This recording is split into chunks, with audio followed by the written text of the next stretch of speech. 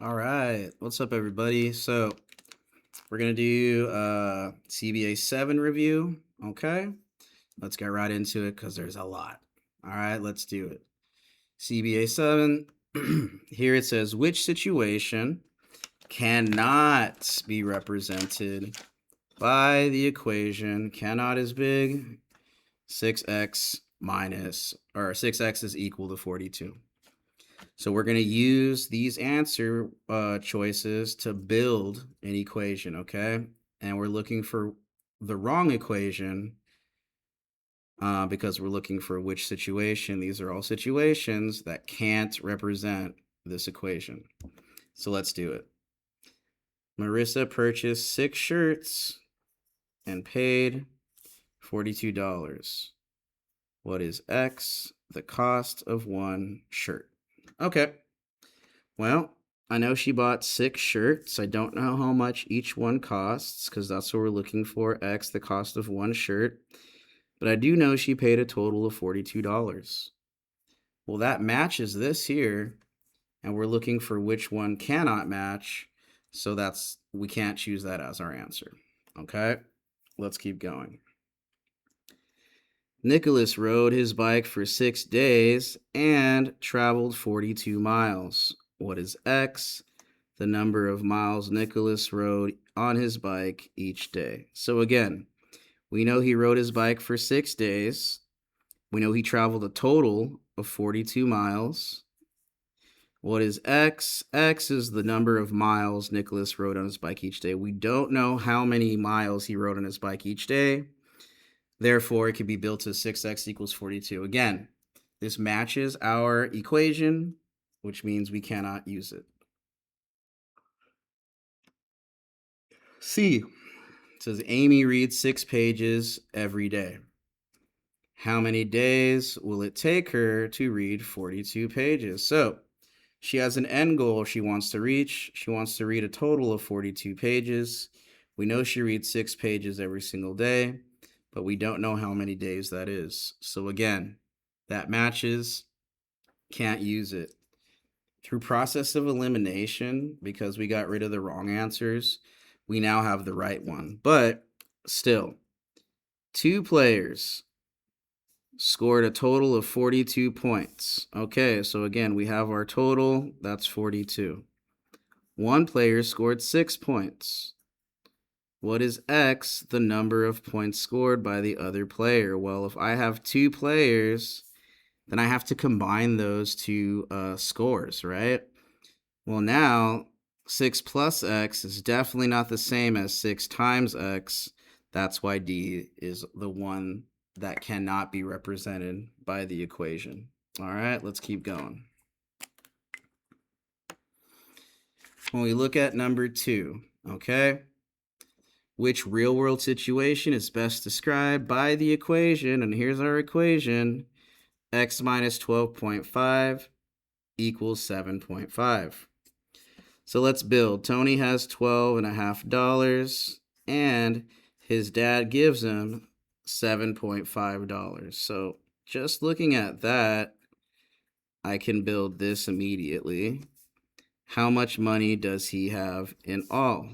Boom. Well, does this look like our top equation? No. So we can't use it. Next one. Wilson's book bag weighed 12.5 pounds. He took his science books out of the backpack. The bag now weighs 7.5 pounds. Okay, so how much did his science books weigh? Perfect. So he had a bag that weighed 12.5 pounds. He took out. Now, do we know how much his science book weighed? No. So that's going to be represented by our variable, which represents our unknown. And now we know that the bag weighs 7.5 pounds. Now this looks close, but we can't, it's not the same. Okay, commutative property says that we can move these around if our solution stays the same and we're adding or multiplying. We're doing neither of those things, so G does not work either. If we look at H, Arjan has a rock collection. He sells 12.5 pounds. Now it weighs 7.5 pounds. So if he sells it and now it weighs, so now it weighs 7.5 pounds. If you're selling something, you might be giving it away, but let's come back. What was the weight of his rock collection at the beginning? That we don't know. We don't know how much it weighed, but we do know he sold 12.5 pounds, right?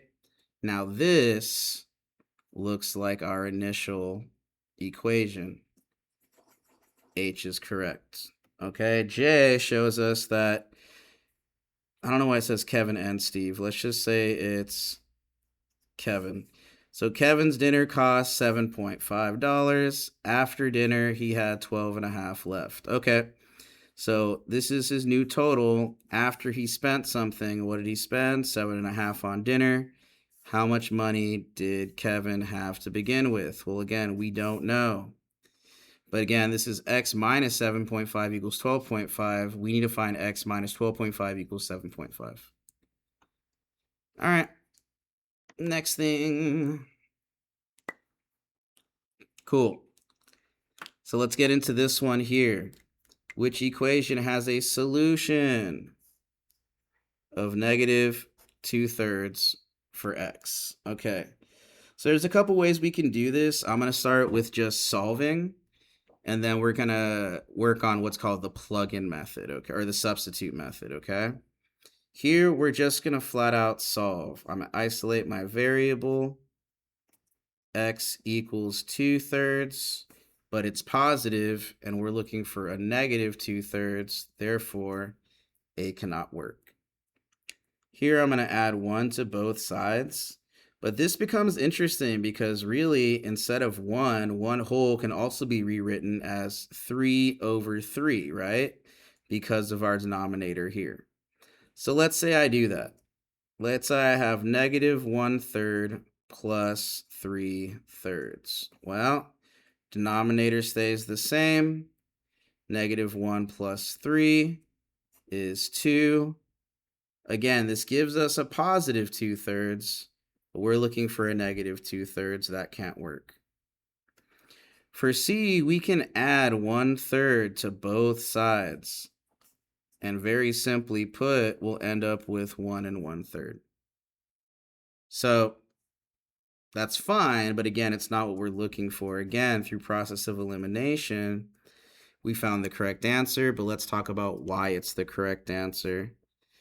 I would divide by 12 on both sides here. I have x is equal to negative 8/12, but that can be further simplified, okay? A common factor that can go and that can be multiplied into both 8 and 12 is 4. 4 can fit inside of 8 2 times, and 4 can fit inside of 12 3 times. That's why D is our answer. Okay. Now, like I said, we're going to work number 4. We're going to be using what's called the substitute method. Okay. Still has a solution of 9 for W, but we're going to substitute our W's with the value of 9. So I'll have 9 plus 9 equals 9. That's really 18 equals 9. That's not true. So F cannot work. For G, I'll say 9 times 9. Again, I'm substituting my W with my 9 is equal to 72. Well, 81 does not equal 72. Therefore, G also can't work. When I go to H, I'm going to have 9 minus 8 equals 11. Well, 9 minus 8 is 1, and 1 does not equal 11. So again, by process of elimination, we found our answer. If I replace W with 9, then now I have a true statement. 9 divided by 3 is 3. 3 equals 3. Therefore, J would be my answer.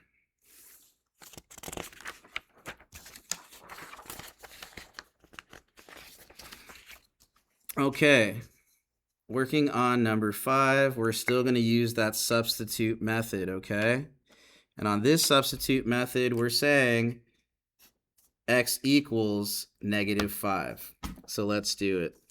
We have -15 times -5. They're saying is less than 75. Well, negative times a negative is a positive. We're going to end up with positive 75 is less than positive 75. That literally makes no sense. 75 can't be less nor greater than 75. So that inequality is just not true. Here I'll do -15 times -5 is greater than or equal to -75. Negative times a negative gives me a positive. 15 times 5 is positive 75. Well, positive 75 is greater than -75. So far, that's my answer. Let's keep going to see if we can maybe further justify why C and D are not our answer. Again, 15 times -5 is less than -75. Positive and a negative will give me a negative. -75 is, again, not less than nor greater than itself. So C cannot be true.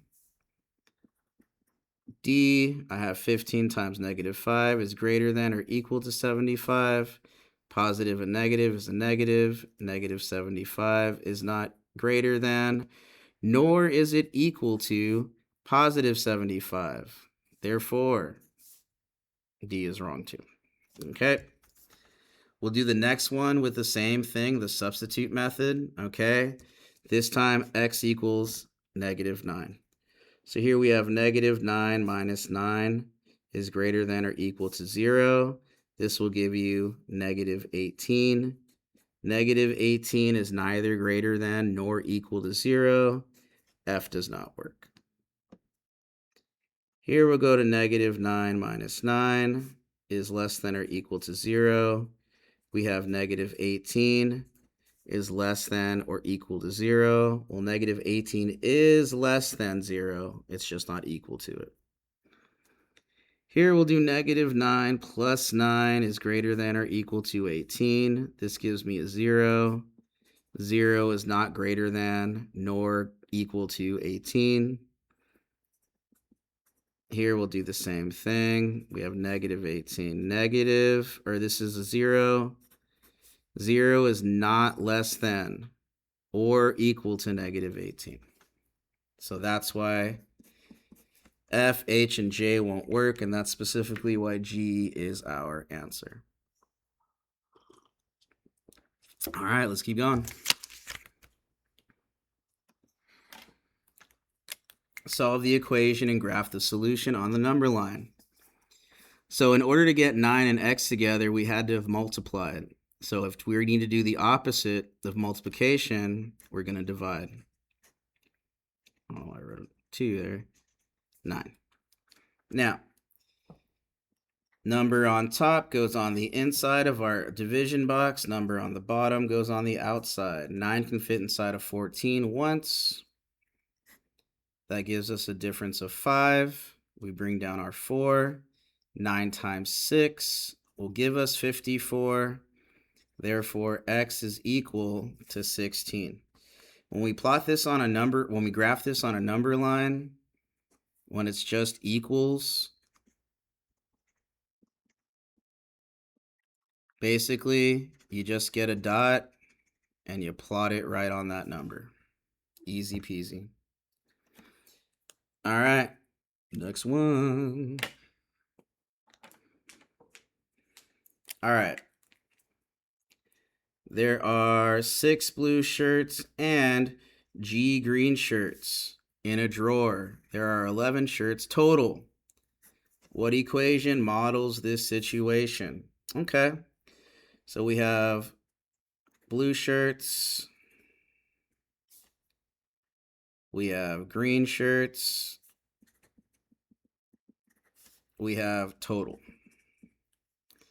All right, our total is 11. They tell us there. We have 6 of these blue shirts, and that's our plus. G, we don't know what our green shirts are, so there we go. We don't have to solve it because it just says which equation. models that situation. So we're good. Okay. Let's keep going. All right. A 65-story office tower has a height of 910 feet. Write an expression to find h. H represents the height of each story. So I know I have a tower that has 65 stories. I know the tower height is 910 feet. And I know h is going to represent the height of each story. All right, well, I'm obviously solving for h. So ask yourself, am I going to be dividing 65 stories by my total height? Or am I going to be dividing my total height by the amount of stories I have to find out the height of each story? I would be dividing by my total height, okay? 910 divided by 65 stories. We don't have to solve, but that would be the expression, or the equation rather, to find the height of each story. All right. Number 10 says a car travels 55 miles per hour. How many hours does it take to travel 176 miles? So we have a total. That total is 176 miles. Okay. MPG, or MPH, how fast it's going, miles per hour, is going to be 55.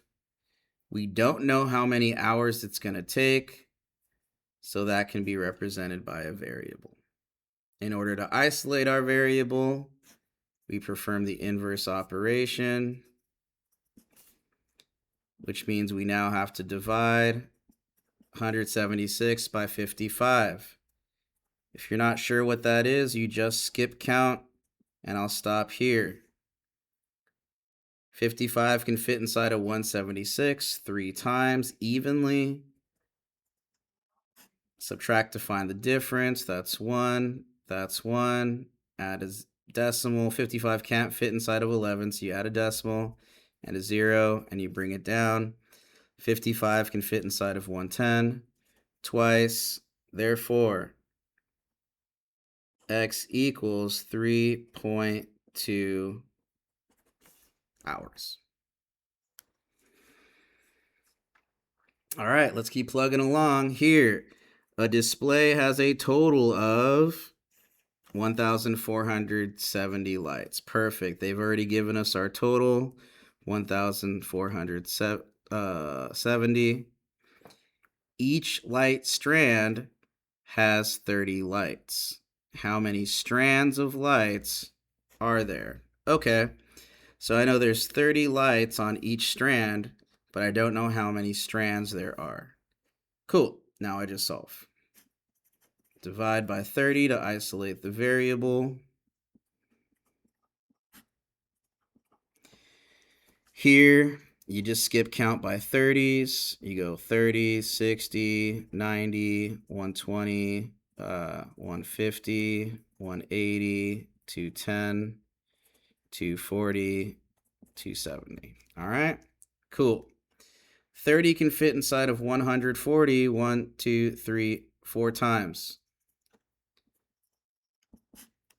Subtract 1, 2, 3, 4, 5, 6, 7, 8, 9 times. Therefore, x equals 49 strands.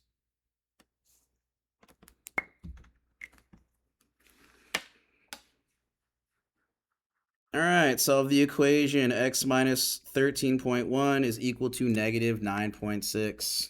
Awesome. So you do the inverse operation. You add you add. When you have a positive and a negative value that you're adding or subtracting, especially adding, you want to ask yourself, which has the greater absolute value? Which is furthest from zero? Doesn't matter if it's positive or negative. 13.1 has the greater absolute value. Because it's positive, I know my answer will be positive. So I just subtract. Can't take 6 from 1, so I borrow. 11 minus 6 is 5. You drop your decimal. 12 minus 9 is 3. X equals 3.5. Pretty simple. All right, let's keep going.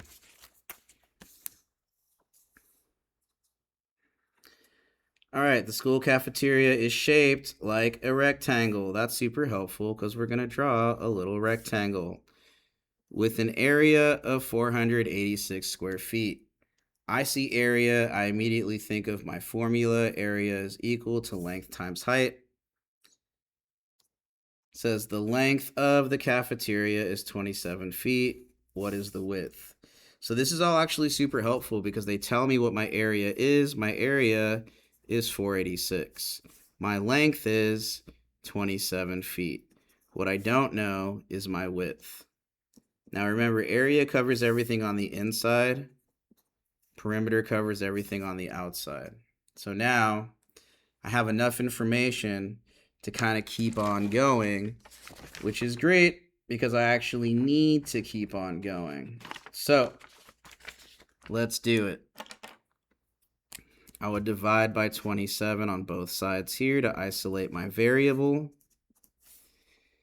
Here I'm going to get 486 divided by 27. Now, usually we don't skip count by 27, so I made a list. 27, 54, 81, 108, 135, 162, 189, and I'll stop at 216. Sorry, I don't know why I did that. Perfect. Well, I know 27 can fit inside of 48 once. That's going to give me a 27. And then 27 can fit inside of 16. 1, 2, 3, 4, 5, 6, 7, 8 times. Therefore, my W is 18 feet. All right. This next one's super easy. I divide by 7. Y equals 2 over 7.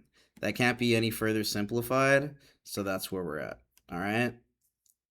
15. Subtract 129 on both sides, my bad, so that you can isolate your variable.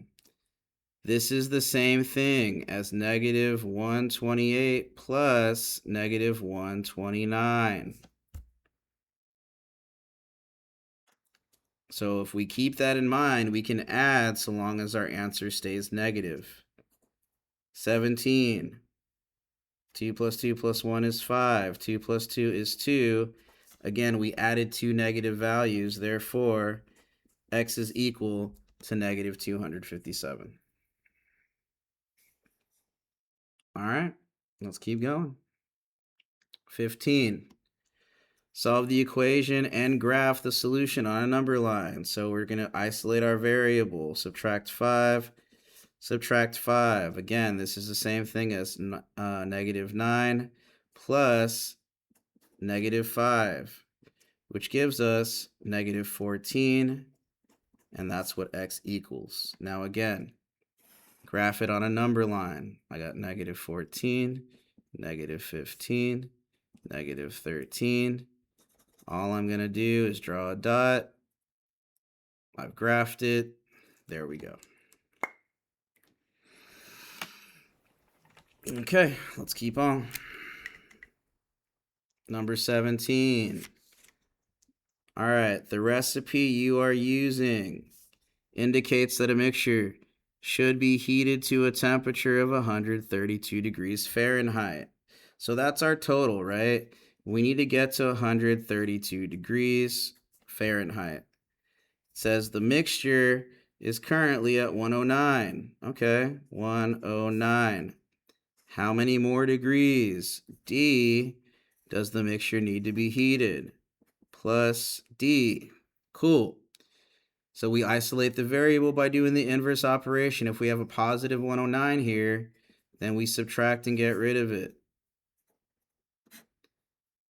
That's a 2, 12, 3, 2. That means D represents that it needs to be heated 23 more degrees to get to its temperature of 132 degrees.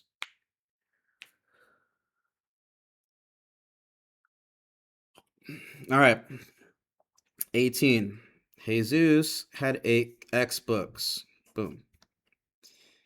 After he gave away 17 books, he now has less than 15 books. Find the maximum number of books. Again, Jesus could have at the beginning. So we isolate our variable, do the inverse operation, add 17 to both sides. We end up with x is less than 32. Now they want to know what the maximum number of books.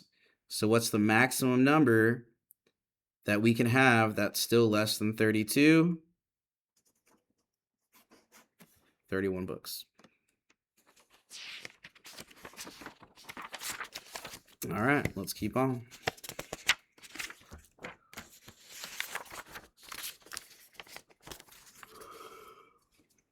Okay. Number 19, write an inequality. Okay, cool. So Emily plans to go to the fair with 5 of her friends. She needs to earn at least $51. At least is going to be big to attend the fair. If Emily earns $8.50 per hour, find the minimum number of hours she needs to work. Basically, to have money, right? Okay, cool. Sorry. So, she earns $8.50 every hour, but we don't know how many hours she needs to work, so that's our x. But she know it needs to at least be 51. So it could be greater than or equal to, right? But it needs to at least be $51. So here we're going to divide both sides by $8.50.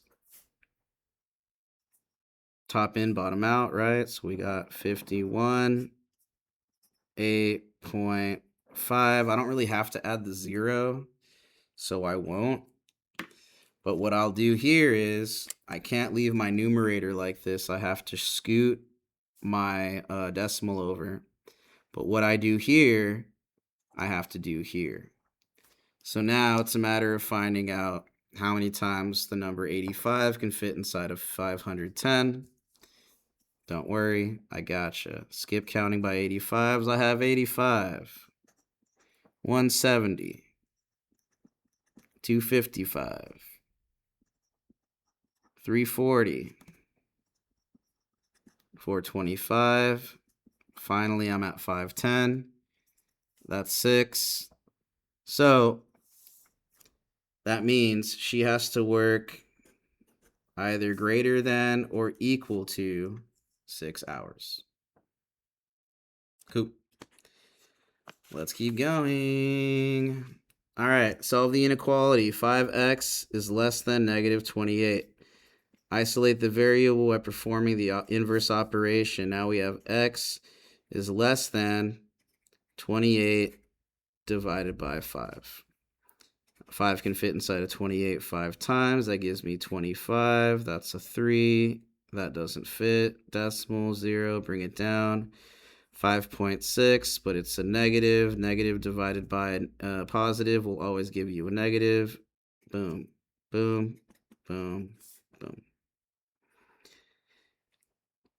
Now, for the sake of just graphing that too, I'll say negative 5.6, negative 5.5, negative 5.7. There's no line underneath, so it's an open circle. And x is any value less than negative 5.6.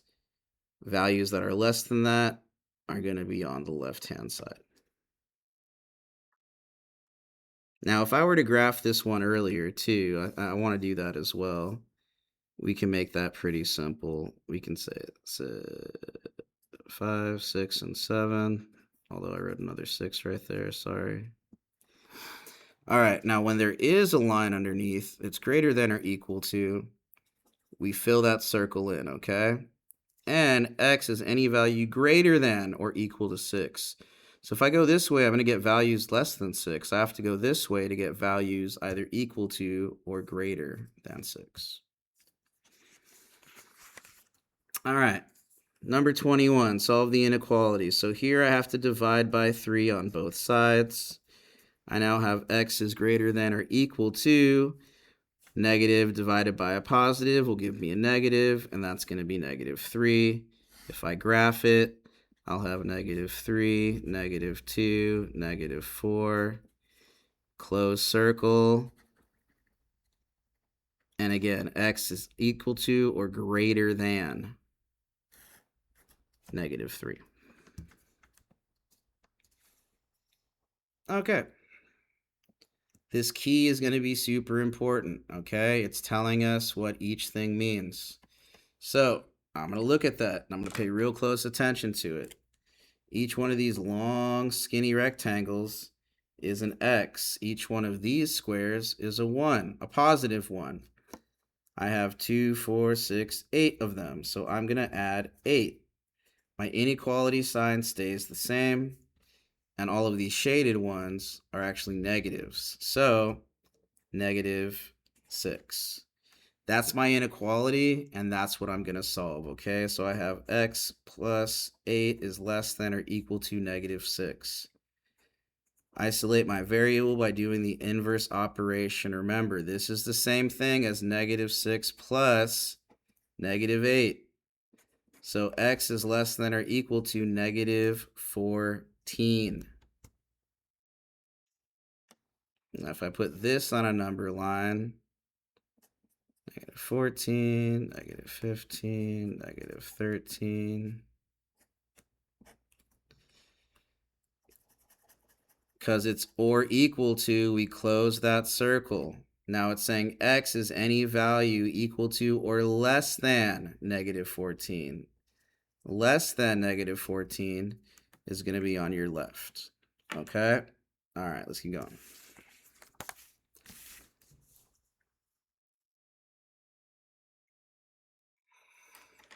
All right. Inverse operation, minus 14, minus 14. Now you can use this here. We have a 7 right here, and then we just move back to the left 14 places. 1, 2, 3, 4, 5, 6, 7, 8, 9, 10, 11, 12, 13, 14. That means that I'm at negative 7. So x is less than negative 7. My inequality sign says that I only need an open circle, and I'm talking about values that are less than negative 7. All those values less than negative 7 are going to be on your left-hand side. Okay? We'll do the next one. Same thing. Okay? I got to get all this by itself, so I add 9 to both sides. Now I have x is greater than or equal to negative 4. So I go to my negative 4 right here. It's equal to, so I shade in my circle, and they're saying x can be any value equal to or greater than negative 4. And all my values greater than negative 4 are to the right. All right, number 25. So far, so good. The sum. Sum means you're adding of two angle measures is greater than 90. Okay, So we're going to be adding, and they're saying that whatever we're adding is greater than 90. Okay. If the measure of one angle is 26, here we go, 26 plus which inequality represents all the possible angle measures m, the second angle. Okay, plus m. Okay, fine. So now I just solve by doing the inverse operations, right? I have a positive 26, so I'm going to subtract it to get rid of it. Can't take 6 from 0, so I borrow here. 10 minus 6 is 4. 8 minus 2 is 6. The measure of my second angle is greater than 64 degrees. All right.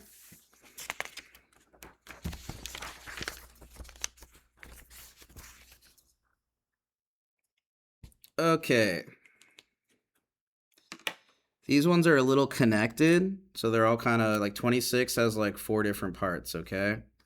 So a student is drawing a ray. A ray is just a line, okay, with an endpoint. To the solution of the inequality, 10x is greater than 60. So first I need to isolate my x, and I do that by performing the inverse operation. X is less than 6, okay? I'm going to plot that. It's an open circle, and x is greater than 6. I'm sorry. X represents every value greater than 6. All of those values greater than 6 are going to be to the right-hand side. Now, the endpoint of the ray should be, if there's not a line underneath, then it should be an open circle. The endpoint at 6 is or is not part of the solution set. The solution set is what your answers could be. If it said it was equal to 6, then it is part of our solution set. Because it does not say that, because it says x has to be any number greater than 6, we cannot count 6, but the solution set could be 7, 8, 9, 10, and so forth, because all of those numbers are greater than 6. And we just did this, right? Which direction should our ray be pointing to? To the right. So that's like a 4-part question, but it's all the same question. Here they want to match each answer to the correct inequality. Okay, we're just going to solve each of these. That's all, not a big deal. X plus 10 is greater than or equal to 6. Minus 10 from both sides. I now have x is less than or equal to negative 4. Well, guess what? That one fits. Boom. Right here. Checkbox. Next one. Negative 2x is less than or equal to negative x. When you multiply or divide by a negative number, you have to flip the sign. I'm going to show you exactly what that looks like. So here I divide by negative 2 on both sides. X, but I flip my sign. Notice how they're in different directions now. And a negative divided by a negative will give you a positive. And this answer is this one here. Obviously, by default, this is our last answer. We're still going to solve. I have 1/2 x is greater than or equal to 8. If these two are multiplied together, or if this is a fraction, I have to multiply actually by its reciprocal so I can cancel it out. But what I do on this side, again, I have to do on the other side. So this is really 18 times 2. X is going to be greater than or equal to 16. And that's why that one works. All right. Almost done, y'all. And then you are free.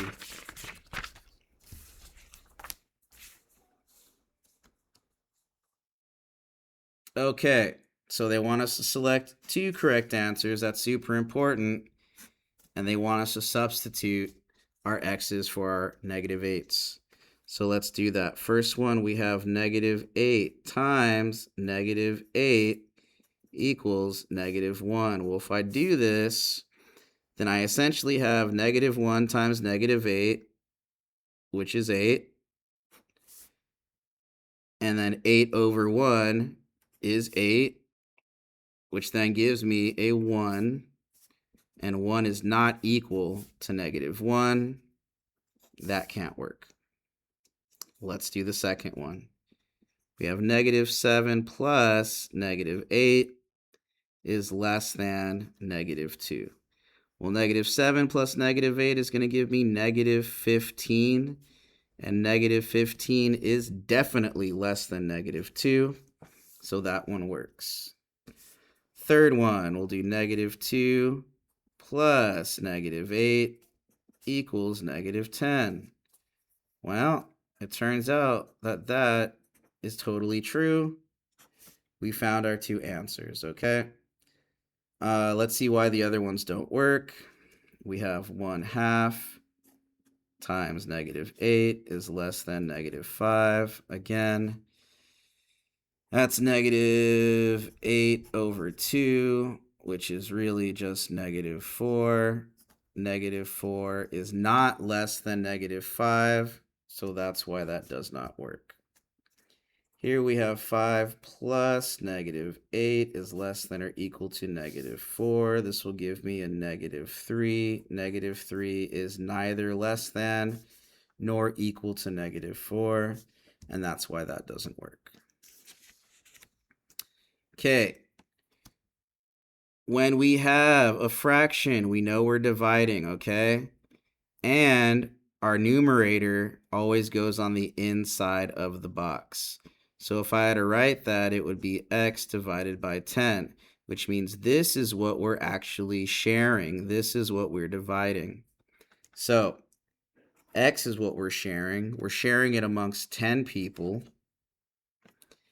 And when we have this greater than or equal to sign, that means it could be no less than. So that's how that works, okay? Last one, guys. Julia reads 2 books each week. 2 books each week. Okay. Which point on the number line represents the number of weeks it will take her to read 10 books? Okay. So she reads 2 books each week. We don't know how many weeks it'll take, so that'll be X. But we do know she wants to get to 10 total books. So we solve. We isolate our variable by performing the inverse operation.